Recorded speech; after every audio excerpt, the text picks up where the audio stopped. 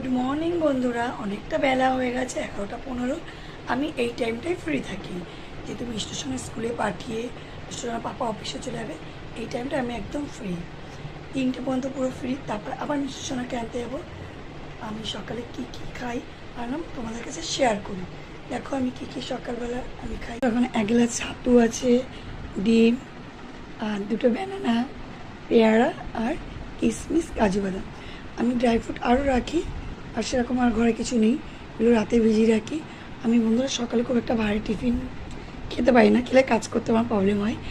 আমি এরকম হালকা টিফিনই করি। আর মিষ্টির সোনা তো একদম কিচ্ছু পছন্দই করে না। ও সকালবেলা হয় রুটি, পরোটা, আর ওকে ভাত দিতে হবে। আমি ভাতটা খুব মাঝে সাঝে খাই, প্রতিদিন আমি এরকম হালকা টিফিন করি। তো আমার মতন এরকম কারা কারা পছন্দ করো কমেন্টে জানাবে। টাটা, আবার নেক্সট কোনো শর্ট ভিডিওতে তোমাদের সাথে দেখা হবে। আমার গলার